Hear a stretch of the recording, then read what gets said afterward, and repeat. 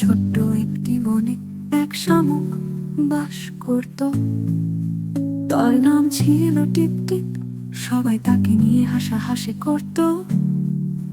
তুই তো শুধু হামাগুড়ি দিতে পারিস, তোর আর সেটা তো তোর স্বপ্নেও হবে না। টিপ টিপ চুপ করে থাকতো, কিন্তু তার মনে ছিল একটা গোপন ইচ্ছা।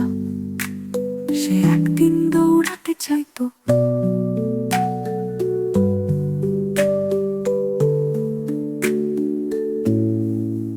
এক রাতে আকাশ ছিল একেবারে নীরব। হঠাৎ একটা উজ্জ্বল সবুজ রশ্মি এসে পড়ল টিপটিপের খোলসের ওপর। চারপাশ জল জল করে উঠল ওপর। সকালে ঘুম থেকে উঠে টিপটিপ দেখলো তার শরীর হালকা লাগছে, আর পা যেন দৌড়ানোর জন্য তৈরি। টিপ টিপ টিপ টিপ টিপ টিপ টিপ টিপ টু, টিপ টিপ টিপ টিপ টিপ টু, টিপ টিপ টিপ টিপ টিপ টু টু টু। টিপ টিপ গাছের নিচ থেকে একটু ছুটে বেরোতে সে গাছের শেষ প্রান্তে পৌঁছে গেল মুহূর্তে।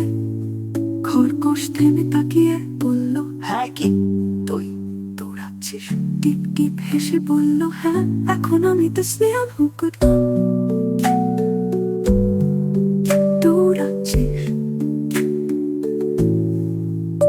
সেই রাতে আবার সেই সবুজ রশ্মি এলো। এবার এক কণ্ঠস্বর বলল, তোমার গতি শুধুই দেহের নয়, সাহস আর বিশ্বাসের প্রতিফলন।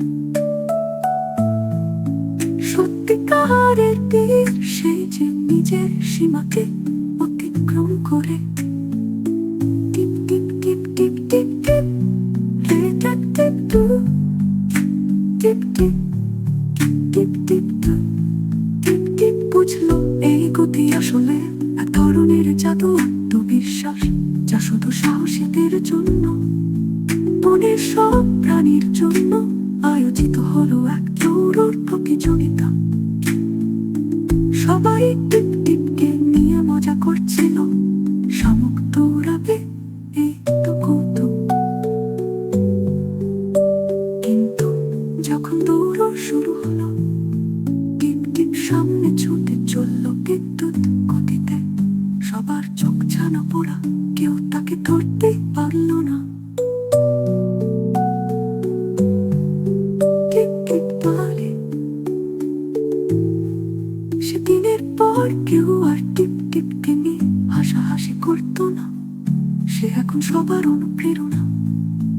বনের শিশুরা এখন বলে, যদি শামুক দৌড়াতে পারে, তবে আমরাও উঁচু স্বপ্ন দেখতে পারি।